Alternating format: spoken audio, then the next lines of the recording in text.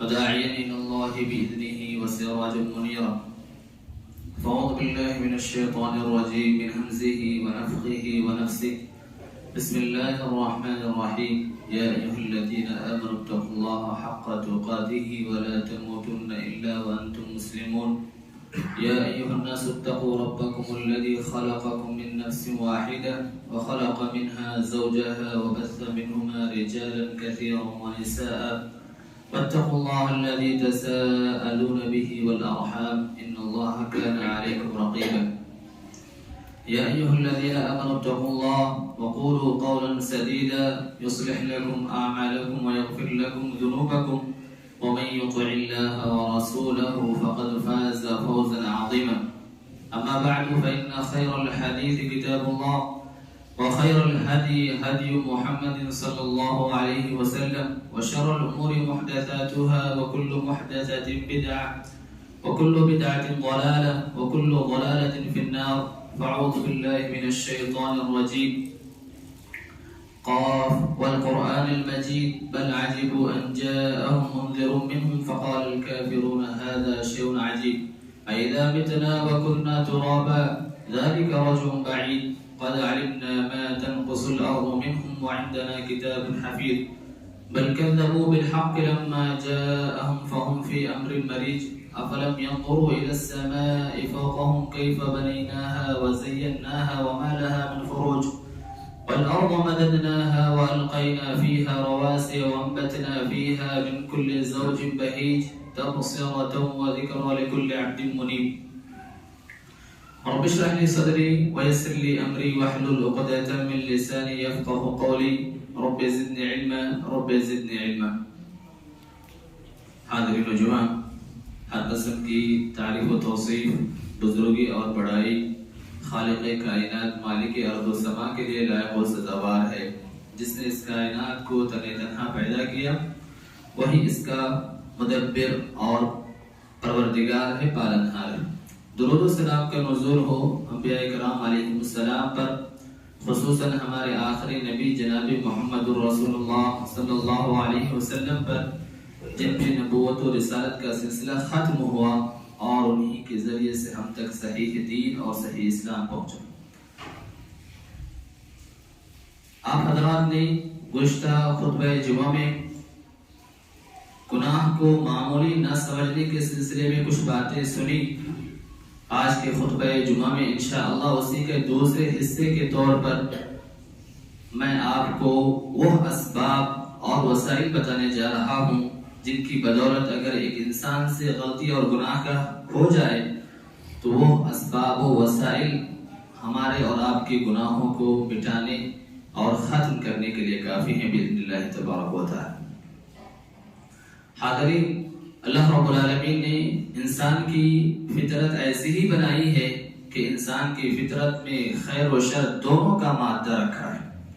وَنَفْسٍ وَمَا سَوَّاهَا فَأَلْهَمَهَا فُجُورَهَا وَتَقْوَاهَا، یعنی نفس کی قسم اور اس کو برابر کرنے کی قسم کہ اللہ تعالیٰ نے اس نفس کے اندر برائی اور اس سے بچنے کی تدبیریں بھی ودیات کر دی ہے، رکھ دی ہے. انسان کا نفس انسان کو برائیوں پر، غلطیوں پر، مختلف قسم کے گناہوں پر آمادہ کرتا رہتا ہے. اللہ تعالیٰ نے سورہ یوسف میں یوسف علیہ السلام کی زبانی کہا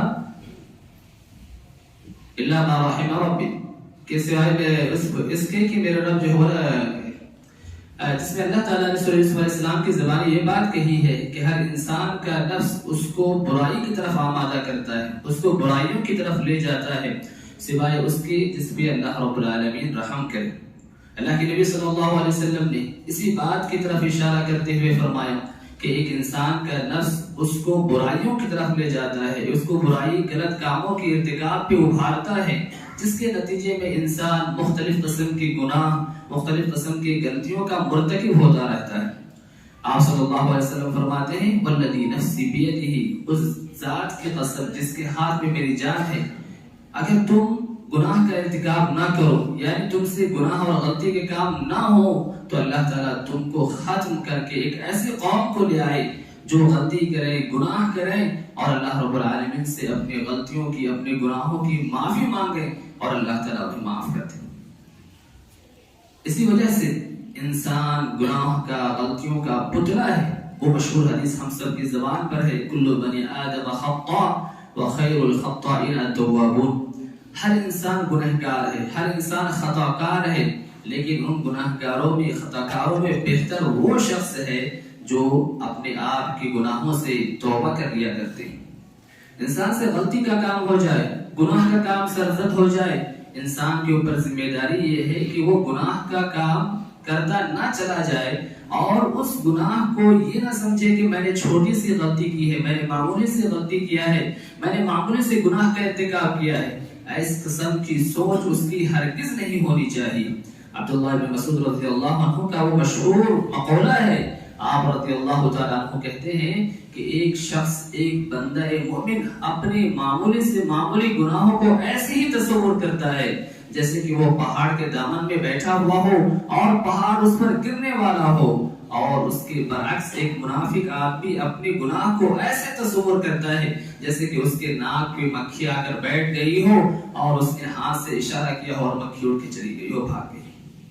تو انسان کو اپنے گناہوں کو ہرگز بھی معمولی نہیں سمجھنا چاہیے۔ گناہ چاہے کتنے ہی معمولی کیوں نہ ہو، آپ اس کو معمولی سمجھیں، اسے کمتر سمجھیں، یہ گویا کہ ایک مومن کی شان نہیں۔ مومن کا شیوا یہی بتلایا گیا ہے کہ ایک مومن اپنے گناہوں پہ ہمیشہ ڈرتا رہتا ہے، خائف رہتا ہے اور اس کے ازالے کی مختلف فکر کرتا رہتا ہے۔ اللہ تعالیٰ اپنے بندوں پہ بڑا ہی مہربان ہے، اللہ تعالیٰ اپنے بندوں پہ بہت ہی زیادہ رحم و کرم کا معاملہ کرنے والا ہے۔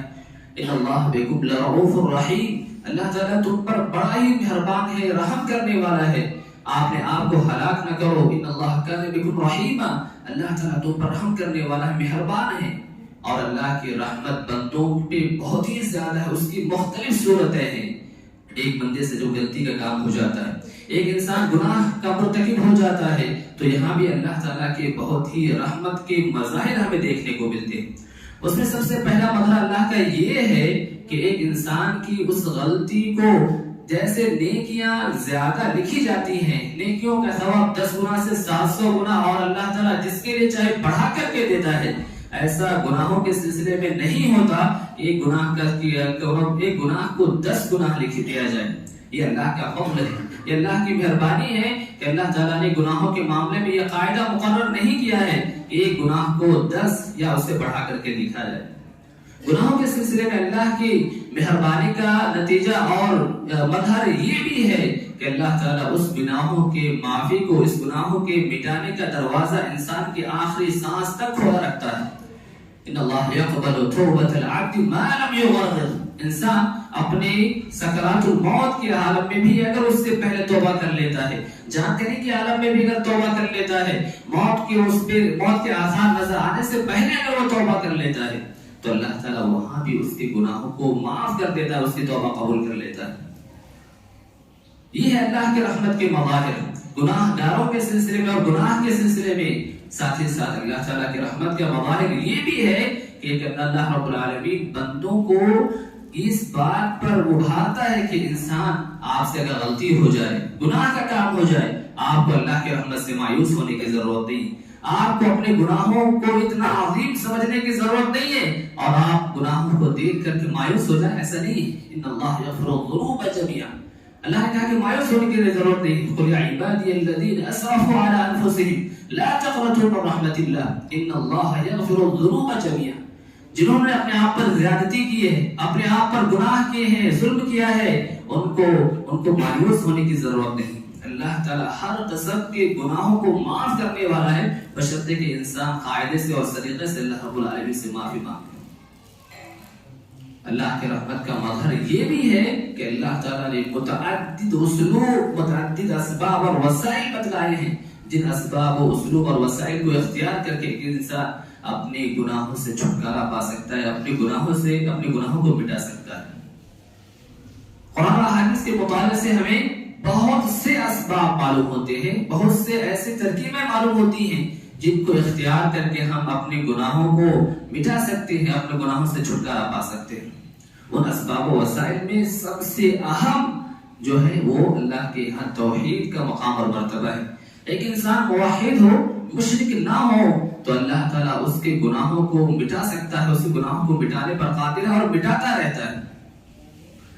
اللہ کے نبی صلی اللہ علیہ وسلم کی ایک مشہور حدیث میں آپ نے فرمایا کہ ہر پیر اور جمعرات کے انسان کو گناہوں کے مٹایا جاتا ہے سوائے اس شخص کے جس کو اور اس کے بھائی کے مابین دشمنی ہوتی ہے، عداوت ہوتی ہے۔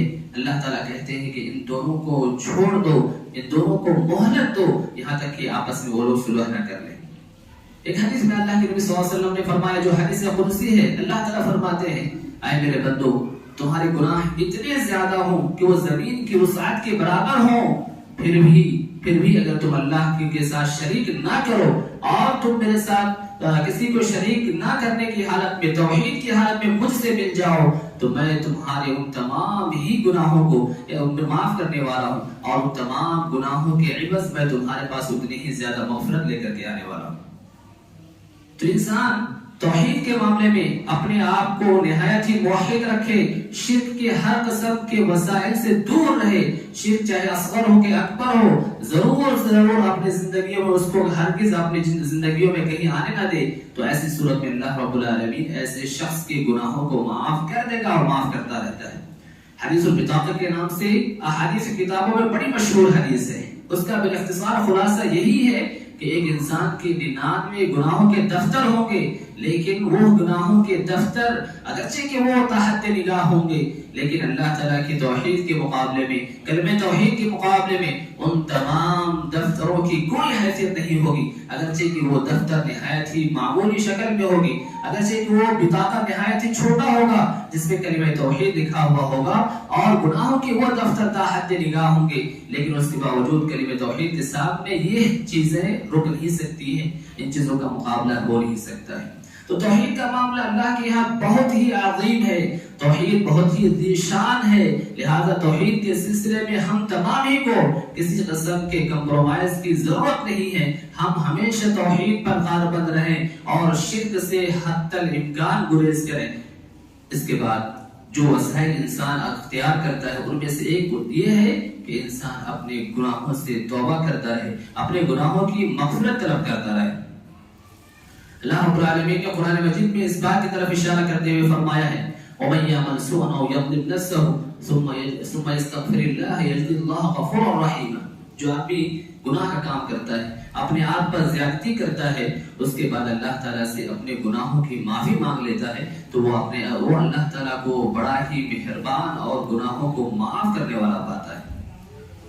حدیث قدسی میں اللہ تعالیٰ نے فرمایا اے میرے بندو اگر تمہارے گناہ آسمان کی اونچائی کو چھونے لگے، اس کے باوجود بھی تم نے مجھ سے اب توبہ کیا، اپنے گناہوں کی مغفرت چاہی، میں تمہارے تمام ہی گناہوں کو معاف کر دوں گا اور مجھے کسی قسم کی پرواہ نہیں ہوگی۔ استغفار کرنی چاہیے، ہمیشہ ہم کو اپنے گناہوں کی معافی کا مطالبہ کرتے رہنا چاہیے۔ استغفار کے لیے ضروری نہیں ہے کہ ایک انسان غلطیوں کا مرتکب ہو، انسان گناہ کا کام کرے تبھی استغفار کرے، بلکہ استغفار بغیر گناہ کے بھی ہونا چاہیے۔ اللہ تعالیٰ نے اسی بات کا حکم دیا ہے فَسَبِّحْ بِحَمْدِ رَبِّكَ وَاسْتَغْفِرْ إِنَّهُ كَانَ تَوَّابًا۔ آپ اپنے رب کی تسبیح کے ساتھ حمد و ثنا بیان کیجیے اور اللہ سے استغفار کرتے رہیے۔ تو اللہ کے نبی کو اسی بات کا حکم ہوا ہے کہ ایک انسان کے لیے ایک انسان جو ہے اپنی زندگی میں استغفار کو لازمی داخل کر لے، اور یہ ضروری نہیں ہے کہ گناہ کا کام ہو تبھی جا کر ہم استغفار کریں۔ اللہ کے نبی صلی اللہ علیہ وسلم بخشائے تھے، آپ کے اگلے پچھلے ہر قسم کے گناہ معاف کر دیے گئے تھے، لیکن اس کے باوجود ہم جانتے ہیں کہ نبی کریم صلی اللہ علیہ وسلم کا استغفار کے سلسلے میں کیا معاملہ تھا۔ ایک مجلس میں، ایک بیٹھک میں جہاں کہیں آپ موجود ہوتے، صحابہ کرام رضوان اللہ علیہم اجمعین 100 مرتبہ آپ صلی اللہ علیہ وسلم کے استغفار کو گنتے اور آپ صلی اللہ علیہ وسلم یہ دعا پڑھتے رب اغفر لی وتوب علی انک انت التواب الرحیم۔ ایک مجلس میں، ایک بیٹھک میں جس کے گناہ اگلے پچھلے سب کچھ معاف ہیں، اس کے باوجود استغفار کا یہ عالم ہے کہ ایک جگہ جہاں آپ بیٹھے ہوئے ہیں 100 مرتبہ آپ صلی اللہ علیہ وسلم استغفار کر رہے ہیں۔ تو بات کے لوگوں کو استغفار کے سلسلے میں ان کی کیا حالت ہونی چاہیے، ہمیں استغفار کا اہتمام کرنا چاہیے۔ استغفار کے لیے کوئی مخصوص صیغہ نہیں ہے، اگر ہم اللہ تعالیٰ سے استغفر اللہ کے ذریعے سے بھی اگر مغفرت طلب کرتے ہیں تو اللہ تعالیٰ ہمارے گناہوں کو معاف کر دے گا. لیکن بالخصوص ان صیغوں کا ہمیں استعمال کرنا چاہیے، ان کلمات کو استعمال کرنا چاہیے، ان کلمات کے ذریعے سے ہمیں استغفار کرنی چاہیے جن کی شریعت میں خصوصی فضیلت آئی ہوئی ہے.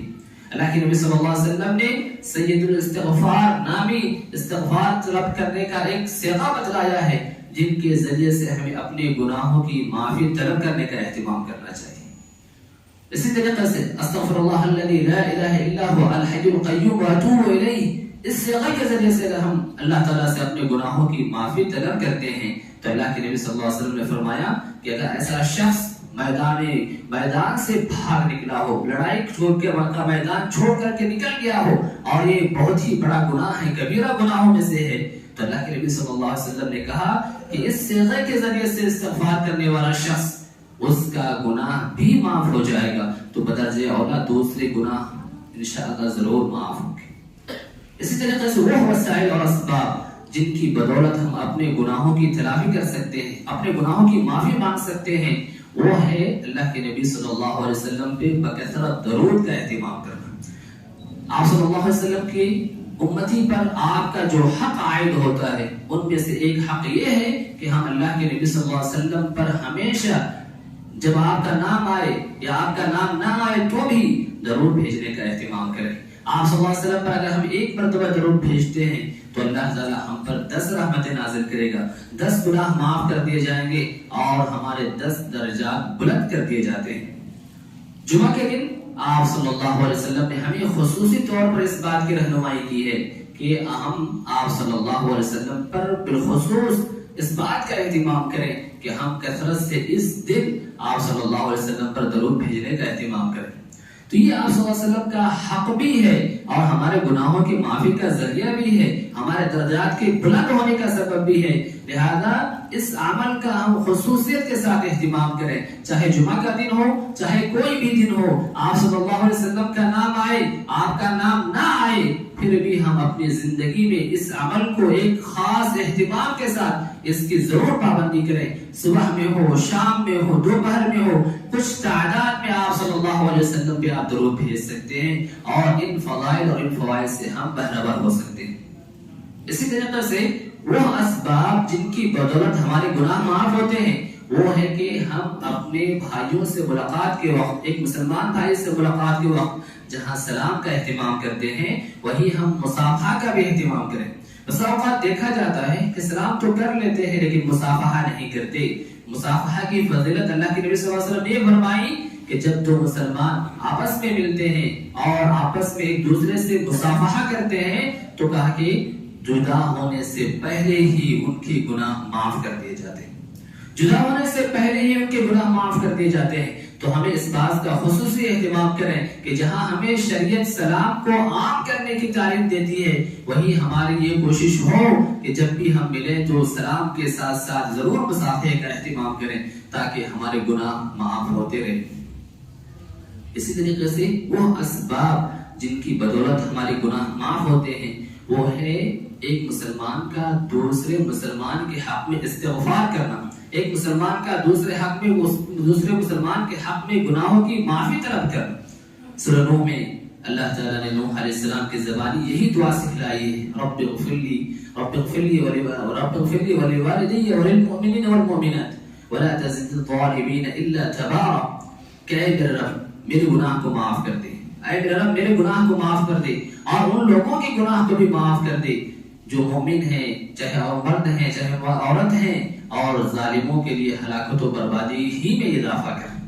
سورہ حشر میں اللہ تعالیٰ نے مومن کی شان یہ بتلائی ہے کہ ایک مومن دوسرے مومن کی گناہوں کو معافی مانگتا رہتا ہے، چاہے وہ اس کے بھائی ہوں، چاہے آنے والے ہوں، چاہے گزر گئے ہوں، سبھی کے لیے ایک بندہ ایک مومن گناہوں کی معافی طلب کرتا رہتا ہے.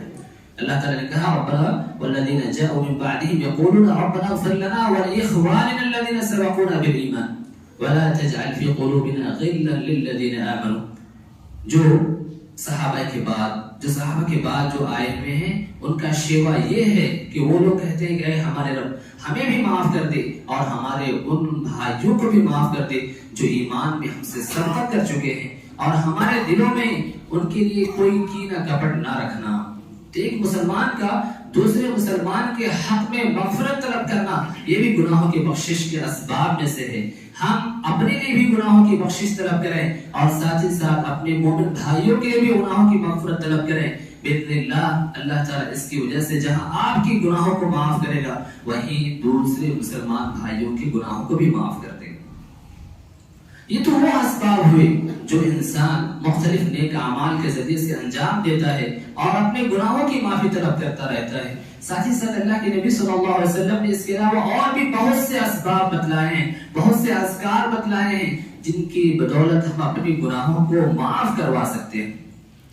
بالخصوص 3 اذکار ایسے ہیں جن کے سلسلے میں آپ صلی اللہ علیہ وسلم کی خصوصی تاکید ہے. آپ نے فرمایا کہ جو شخص دن بھر میں سبحان اللہ و بحمدہ 100 مرتبہ کہتا ہے اس کے گناہ معاف کر دیے جاتے ہیں، اگرچہ کہ وہ سمندر کے جھاگ کے برابر ہی کیوں نہ ہو.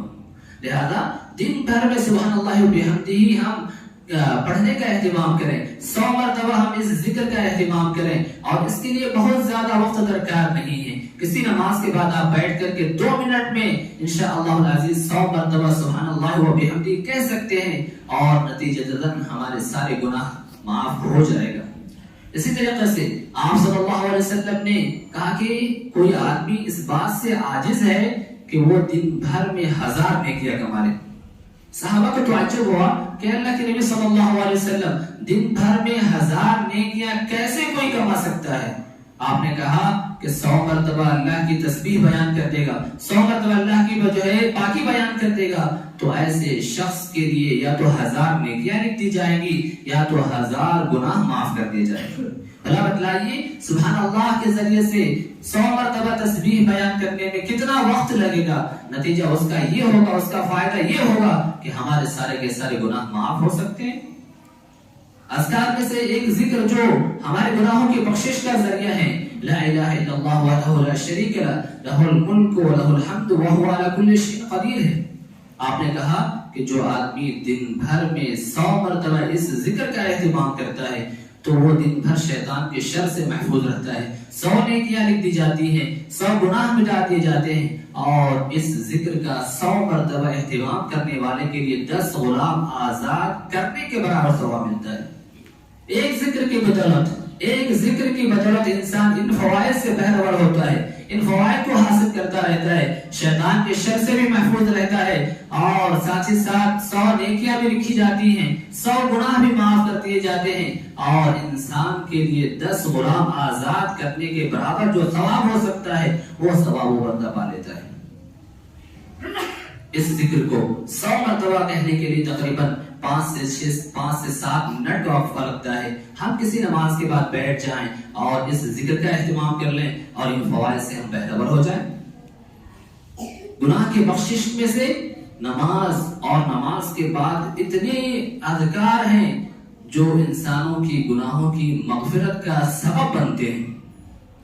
اذان ہے، اذان دینا یہ بھی جو ہے اس کی اتنی فضیلت آئی ہے کہ اللہ کے نبی صلی اللہ علیہ وسلم نے فرمایا کہ مؤذن کی آواز جہاں تک جاتی ہے وہاں تک اس کے گناہ کو معاف کر دیا جاتا ہے. ایک انسان نماز کے لیے وضو کرتا ہے اور اچھے سے وضو کرتا ہے. آپ نے فرمایا کہ اچھے سے جب انسان وضو کرتا ہے تو انسان وضو کرنے کے بعد ایسے ہی اس کے گناہ جھڑ جاتے ہیں. پانی کے آخری قطرے کے ساتھ یا پانی کے ساتھ اس کے گناہ جھڑتے چلے جاتے ہیں. مکمل وضو کرنا ہے، اچھے سے وضو کرنا ہے، آپ کے گناہ جھڑ رہے ہیں. گھر سے مسجد کی طرف چل کر کے آ رہے ہیں. اللہ کے نبی صلی اللہ علیہ وسلم نے فرمایا کہ انسان کے ایک قدم پہ جو ہے اس کے درجات بلند ہوتے ہیں اور ایک قدم پہ اس کے گناہ معاف ہو رہے ہیں. نماز کوئی بھی ہو، فرض نماز بالخصوص یہ ہمارے گناہوں کی معافی کا ذریعہ ہے. اللہ کے نبی صلی اللہ علیہ وسلم نے صحابہ کو سمجھایا کہ کسی کے دروازے پر نہر بہ رہا ہو اور وہ اس میں دن میں 5 مرتبہ غسل کرتا ہو، کیا انسان کے جسم پہ کوئی میل کچیل باقی رہے گا؟ صحابہ نے کہا کہ نہیں. تو کہا کہ یہی مثال ہے 5 وقت کی نمازوں کی کہ اللہ تعالیٰ اس کے ذریعے سے بندوں کے گناہوں کو مٹاتا رہتا ہے. نماز میں ہم آتے ہیں دعا استفتاح پڑھتے ہیں، اللہم باعد بینی و بین خطایا. یہ گناہوں کی معافی کے لیے دعا سکھلائی گئی ہے کہ اللہ تعالیٰ ہمیں ہمارے گناہوں سے نہایت ہی دور کر دے. اتنی دور کر دے جتنی دوری مشرق اور مغرب کے مابین ہے۔ رکوع میں جاتے ہیں، رکوع کی دعا پڑھتے ہیں، رکوع کی دعا میں بھی مغفرت گناہ کے سلسلے میں مغفرت کی بات موجود ہے۔ اللہم اغفر لی ورحمنی، اللہم اغفر لی ورحمنی۔ تو اللہ تعالیٰ سے رکوع میں بھی ہم گناہوں کی معافی طلب کرتے ہیں۔ رکوع سے اٹھتے ہیں، امام کے ساتھ ربنا لک الحمد کہتے ہیں، اور ہمارا یہ کہنا فرشتوں کے کہنے کے برابر ہو جاتا ہے۔ آپ نے فرمایا غفر لہ ما تقدم من ذنبہ، اس کے سابقہ سارے گناہ معاف ہو جاتے ہیں۔ اس سے پہلے فرشتوں کے ساتھ ہم آمین کہتے ہیں، جہری نمازوں میں ہمارا آمین کہنا فرشتوں کے آمین کہنے کے موافق ہو جائے تو آپ نے فرمایا غفر لہ ما تقدم من ذنبہ۔ سجدے میں جاتے ہیں، سجدہ دعا کی قبولیت کا بہت ہی اہم وقت ہوتا ہے۔ اللہ کے نبی صلی اللہ علیہ وسلم سے سجدے میں جو دعائیں منقول ہیں ان میں اللہم اغفر لی ذنبی کلہ دقہ و جلہ، اے اللہ میرے ہر قسم کے گناہ کو معاف کر دے، چاہے وہ گناہ چھوٹا ہو یا بڑا، ہر قسم کے گناہ کو معاف کر دے۔ دونوں سجدوں کے درمیان بیٹھتے ہیں، ان میں جو گناہ کی معافی کی دعا ہے وہ کیا ہے؟ اللہ رب اغفر لی، رب اغفر لی، اے میرے رب میرے گناہوں کو معاف کر دے۔ اور یہی عمل بقیہ تمام رکعتوں میں ہوتا رہتا ہے۔ تشہد میں بیٹھتے ہیں، تشہد میں اللہ کے نبی صلی اللہ علیہ وسلم نے کہا، حضرت ابوبکر رضی اللہ تعالیٰ عنہ نے نبی کریم صلی اللہ علیہ وسلم سے درخواست کی، اے اللہ کے نبی صلی اللہ علیہ وسلم مجھے کوئی ایسی دعا سکھلا دیجئے تاکہ میں نماز میں پڑھ سکوں۔ اللہ کے نبی صلی اللہ علیہ وسلم نے کیا سکھلائی؟ اللہم انی ظلمت نفسی الی آخری، کہ اللہ میں نے اپنے آپ پر بہت ہی زیادہ ظلم کیا ہے۔ تو گویا کہ یہ نماز اور نماز کے آگے، نماز کے درمیان میں، نماز کے بعد بہت سے ایسے اعمال ہیں جو ہمارے گناہوں کی مغفرت کا سبب بنتے ہیں۔ نماز کے بعد تسبیح و تحمید کی پابندی کرنا یہ ہمارے گناہوں کی معافی کا ذریعہ ہے۔ 33 مرتبہ سبحان اللہ، 33 مرتبہ الحمدللہ، اور 33 مرتبہ اللہ اکبر کہیں، اور 100 مرتبہ لا الہ الا اللہ آخر تک کہیں۔ یہ 100 مرتبہ اگر ہم کہتے ہیں، اس کا اہتمام کرتے ہیں، آپ نے فرمایا کہ اس کے سارے گناہ معاف کر دیے گئے۔ نماز سے فارغ ہو کر آپ اپنی جگہ پر بیٹھے رہتے ہیں تو فرشتے ہمارے حق میں دعائیں کرتے رہتے ہیں، اللہم اغفر لہ، اللہم ارحمہ، اے اللہ تعالیٰ اس بندے کو معاف کر دیں، اس بندے پر رحم کریں۔ تو یہ نماز ہے، یومی ہم 5 مرتبہ پڑھتے ہیں، 5 مرتبہ ہم وضو کر کے آتے ہیں اور ان سارے اعمال کو انجام دیتے ہیں۔ ان تمام اعمال کے ذریعے سے اللہ تعالیٰ ہمارے گناہوں کو معاف کرتا رہتا ہے۔ تو یہ سارے اعمال چاہے ہمارے اختیار کرنے کی ہوں یا ہم نماز میں انجام دیتے رہتے ہیں، اللہ تعالیٰ اتنا مہربان ہے کہ ان اعمال کے ذریعے سے ہمارے گناہوں کو معاف کرتا رہتا ہے، مٹاتا رہتا ہے۔ لیکن اس کے باوجود اگر ہمارے گناہ مٹ نہ پائیں، اگر ہمارے گناہ ختم نہ ہو پائیں، اگر ہم سے گناہ دھل نہ پائے تو ایسے شخص کے لیے ہلاکت و بربادی ہی ہے۔ عبداللہ بن مسعود رضی اللہ تعالیٰ عنہ ہی کا ایک اثر ہے، کہتے ہیں ویل لمن غلبت آحاد و عشراتی، آدمی کے لیے ہلاکت و بربادی ہو، اس شخص کے لیے ہلاکت و بربادی ہی ہو جس کے ایک اس کے 10 پر غالب آ جائے، جس کا ایک اس کے 10 پر غالب آ جائے، اس کے لیے ہلاکت و بربادی ہی ہے۔ ایک 10 پر غالب آ جائے مطلب یہ کہ اس کے گناہ اس کے 10 نیکیوں پر غالب آ جائے، پھر اس کے لیے ہلاکت و بربادی نہ ہو تو اور کیا ہو، کیونکہ گناہ کا ایک ہی گناہ لکھا جاتا ہے، اس کے برعکس نیکی 10 گناہ لکھی جاتی ہے۔ تو ایک گناہ 10 نیکیوں پر غالب آ جائے پھر اس ایسے شخص کے لیے ہلاکت ہی بربادی ہے۔ ہم میں سے ہر شخص اپنا جائزہ بآسانی گناہ کے سلسلے میں لے سکتا ہے کہ وہ دن بھر میں اس سے اللہ کی نافرمانی کتنی زیادہ ہوتی ہے، ان سے اللہ کی مخالفتیں کتنی ہوتی ہیں، اللہ کے حق میں وہ کس قدر کوتاہی کا شکار ہوتا ہے۔ کیا وہ واقعی سنجیدگی کے ساتھ اپنے گناہوں کی معافی طلب کرتا ہے؟ اپنے گناہوں کو معاف کروانے کے سلسلے میں واقعی اس سے سنجیدگی سے کوشش ہو رہی ہے یا نہیں ہو رہی ہے؟ ہر انسان اس سلسلے میں اپنا بآسانی جائزہ لے سکتا ہے، اور انسان کو ضرور جائزہ لینا چاہیے، کیونکہ یہی گناہ ہی ہمارے آخرت میں ہلاکت و بربادی کا سبب بن سکتا ہے۔ اللہ رب العالمین سے دعا ہے کہ اللہ تعالی ہمیں ہمارے ہر قسم کے گناہوں سے دور رکھے، اور ساتھ ہی ساتھ ہم سے جو بھی گناہ سرزد ہو جائے اللہ تعالی ہمارے ان تمام ہی گناہوں کو معاف فرمائے۔ آمین۔ سبحان ربک